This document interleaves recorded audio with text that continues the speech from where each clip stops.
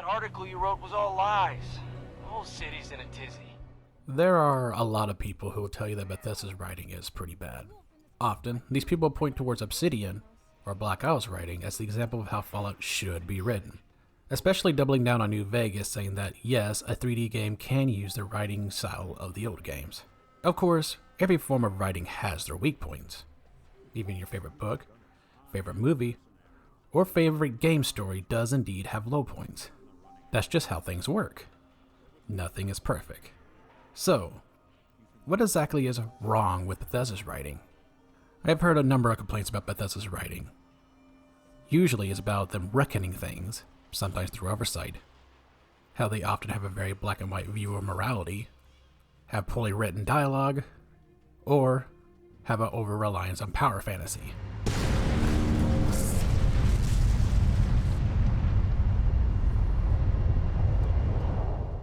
Now these are all valid concerns, but not only do some of these exist within the old titles, I don't feel like they get to the heart of what Bethesda's real problem is.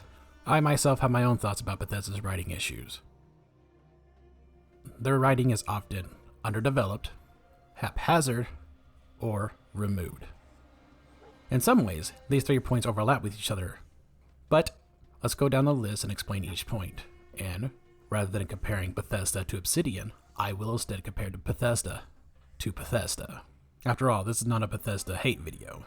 Rather, this is a video about where I think Bethesda can improve. Underdeveloped. Underdeveloped is exactly how it sounds. Story elements that are underdeveloped. Think about some of the factions that have been introduced but never fleshed out, such as Talon Company or the Gunners. Both were introduced as potentially interesting mercenary groups, but in the end both became little more than raiders. This is extra disappointing with the Gunners, as you have a direct companion with ties to them in McCready. I was wondering how long it would take your bloodhounds to track me down, Winlock. It's been almost 3 months. Don't tell me you're getting rusty. Should we take this outside? It ain't like that. I'm just here to deliver a message. In case you forgot, I left the Gunners for good. Yeah, I heard. Their interaction with McCready seemed more or less sane, though rough. However, they quickly devolved into a permanently hostile group afterwards. No quests, no interaction with them except for fighting, nothing. Mercenaries are guns for hire, yet they refuse to speak with you, a potential client or a potential gun. They're described as being merciless, but being merciless is not the same thing as being psychotic.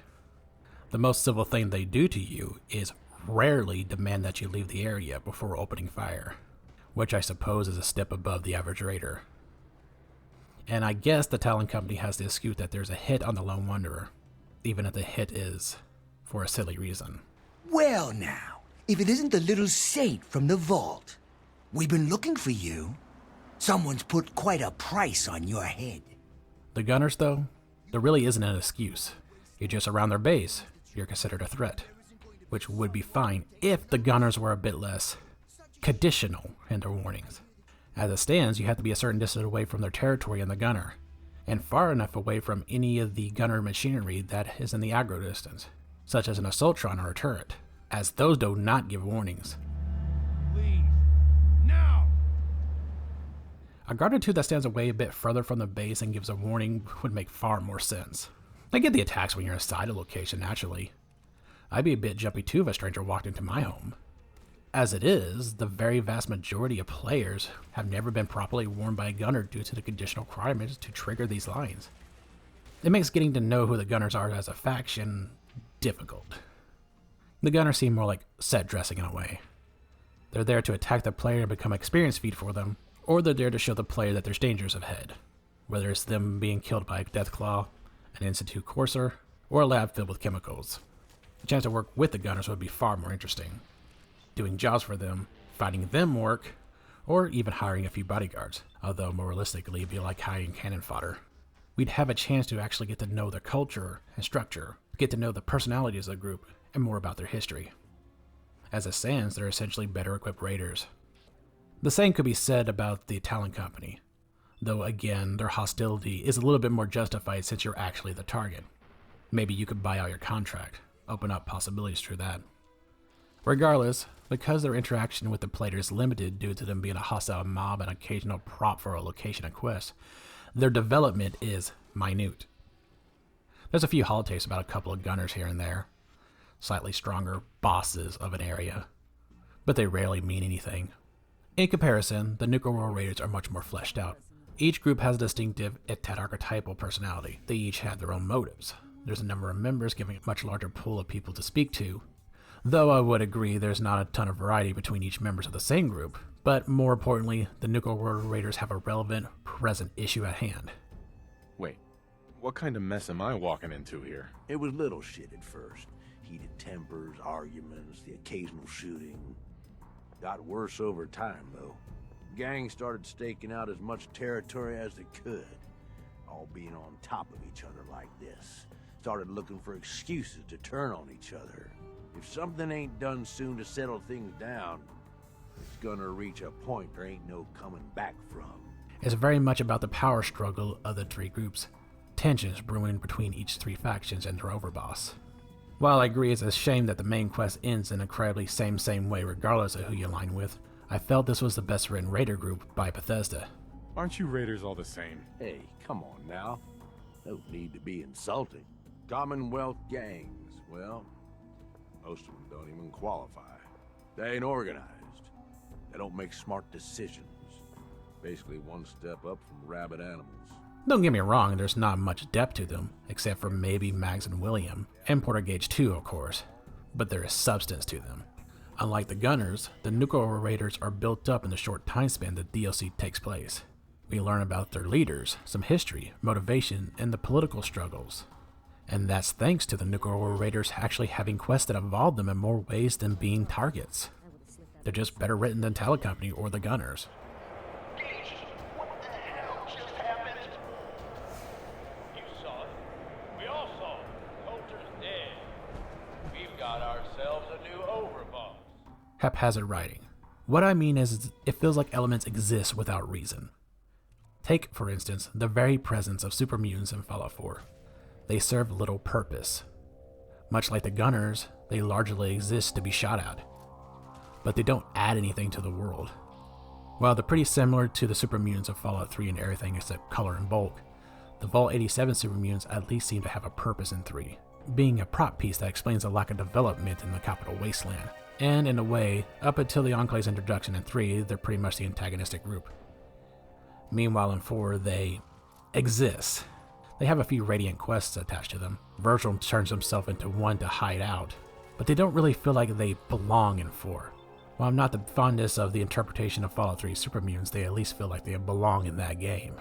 Regardless of belonging, I'm not going to call Fallout 3 super mutants well written, so instead I'll compare 4's mutants to 4's interpretation of the Brotherhood of Steel. Ad Victoriam! Ad Victoriam!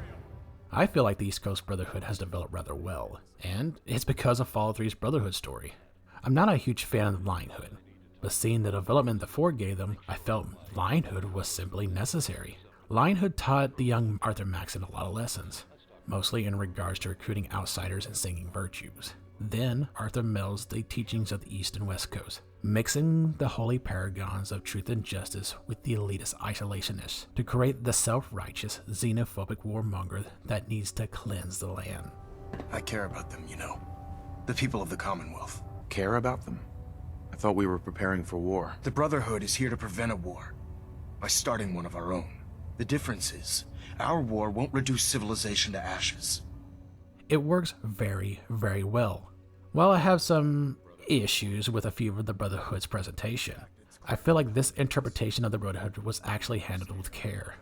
I look back at Fallout 3 and I may be crazy, but I almost felt like it was a intended evolution from the start.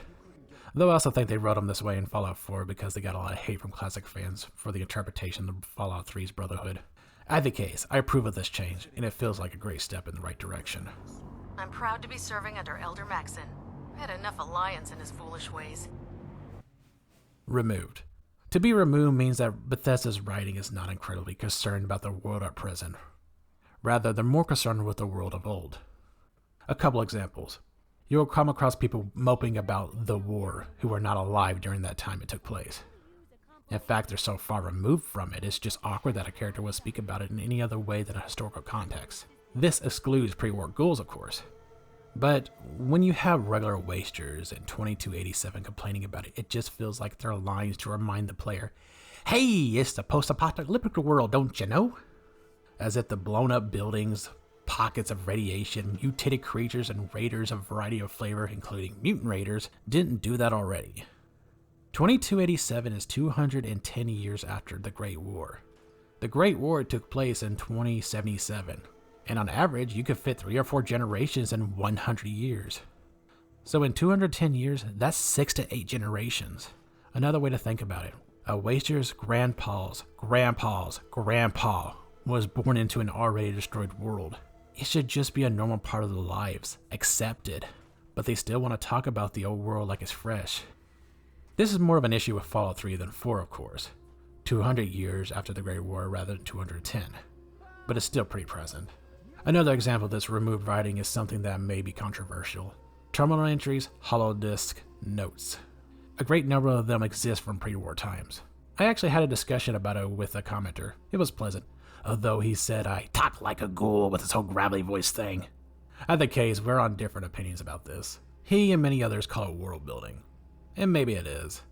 But I also think of it as world stagnation. Many collocations have a pre-war history, but hardly any of it is relevant now. What does it matter what pre-war Farmer Joe was doing on pre-war Farmer Joe's farm before the Great War? Short stories about employees arguing is funny and all, but they really don't add anything to the current landscape. Nothing between factions, nothing about the politics of the wasteland, nothing. Now, not all pre-war stuff is irrelevant, of course. Nearly everything written by companies that contributed to the tools of the wasteland are very relevant. Westech, Watts, Robco, and of course Vault-Tec are all highly relevant, because their touch still moves the landscape today. Don't be mistaken, I'm not saying Bethesda should stop all pre-war journalizing that every Fallout resident seems to have a strange fetish for. Seriously, why does everyone feel the need to document every aspect of their lives, especially with incriminating stuff? But I do feel like it's given a lot more attention than needed. And sometimes the post-war journalization doesn't go anywhere, such as the Gunner tapes in their HQ between West Cruz and Ryder. They have a side plot that just stops. I guess they wanted to be left to the imagination, but it's disappointing you come across each gunner, and you can't really do anything with them but fight. No answers, no conclusion. It's just weird. Why does this exist? I guess it's an attempt to give the gunners flavor, make them seem slightly more than raiders, but it's kind of like a carrot on a stick. It's a tease. It doesn't go anywhere. Like, stop trying to pretend gunners are anything but raiders, because that's all they functionally are. I know a little while ago I was talking about how the gunners need more to them, more development, but these meaningless holotapes aren't it. Tangent aside, I'm not saying these bits of pre-war short stories are bad, but part of me feels like Bethesda loses track of the world they're supposed to be writing about. I'm not saying, hey, they shouldn't have these meaningless short stories that may at best lead to some gun or chems or something, but reduce it, put more focus on the world that the player is actually in. I'm aware this is a pretty controversial opinion, because I know a lot of players believe that this is Bethesda's biggest writing strength, a location's individual story.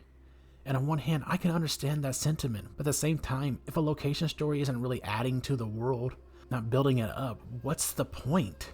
I guess it's a good distraction for people that really enjoy it. I just can't shake the feeling that these take writing time away from more relevant parts of the world. Maybe it doesn't, I don't know. As for a more aptic historical instance of the world, part of me wants to point towards the Hub voting to join the new California Republic, as that shows a pretty relevant part of the Fallout storyline in Kellogg's memory.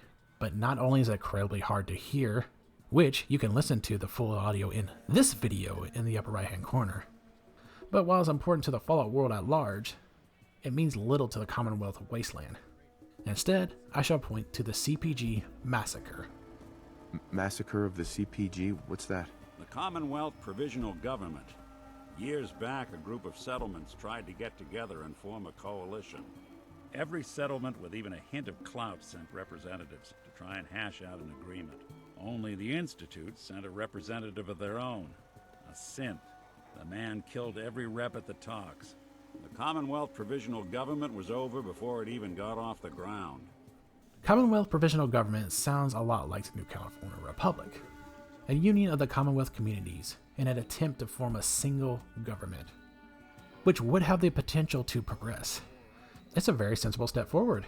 And while it's about 43 years after the NCR was proposed in 2186 and voted in 2189, it showed that the Commonwealth was trying to move forward. And while it took only about 3 years for the NCR to be voted in, 4 years have passed with bickering arguing for the CPG, with no vote to finalize the government. And ultimately, by the hands of the Institute, it was finally laid to rest. The CPG massacre helps to explain why the Commonwealth is still in shambles. There was a legitimate attempt to actually move forward. A truly smart solution, but it was never meant to be. Distrust became a very overwhelming feeling among the Commonwealth, and it's hard to sew that back together. And I'm not entirely sure how successful the CPG would really be when it's only made up of Diamond City, the Institute, and a bunch of farming families. But still, the attempt was there. I appreciate the CPG Massacre storyline because it does a decent job of explaining the politics of the Fallout 4 world, which is filled to the brim with distrust, xenophobia, and bigotry. Honestly, seeing everyone surviving out here, rebuilding the world, it gives me hope. That's surprisingly inspired, Blue. Underdeveloped, Haphazard, removed. In the end, these struggles can make a world and game story feel disengaging and inconsequential. The worst of which honestly reared every bit of its ugliness when Fallout 76 first launched, prior to the Wastelanders update, where every faction was dead before they could develop, where automation, journal entries, and holodisks gave the 1,000-time completed tasks for the sake of fitting into a factionless wasteland. And while the story's focus on so many people talking about pre-war life makes a ton of more sense given it's only 25 years after the Great War rather than 200 plus, the missions constantly telling you to find and speak with someone who is already dead just made it feel pointless. It really takes you out of the experience because questing feels more about looking for loot and watching that experience bar go up, rather than actually engaging with the world. You knew the result. They were dead. It's a robot rather than an actual person. Or a machine was going to add you to the faction rather than a chance to actually be involved with the members of that faction. Now, again, the Wastelanders update did change a lot of these problems. That's right. They set up a radio signal that's been repeating for years now, calling people here to learn basic survival skills. Unfortunately, the responders are long gone now, but the training system is fully automated so you can still learn everything you need to. I'm surprised you didn't know that. You must be new around here. But the base storyline just feels like it was everything Bethesda struggled with in terms of writing. What I'd love to see from Bethesda is simply to more focus on the current wastelands. Not worrying so much about pre-war life, but develop factions and towns with sensible placement. In this video, I focus more on comparing Bethesda to Bethesda rather than Bethesda to Obsidian because I want to say yes, Bethesda can do it, and they have. Sure, Obsidian excels at it. New Vegas was all about the present world with fleshed out factions and politics, but Bethesda is capable of it. For Bethesda, I think it's just a matter of focusing. Me? I'm just shooting the breeze, Gov. Don't pay me no mind.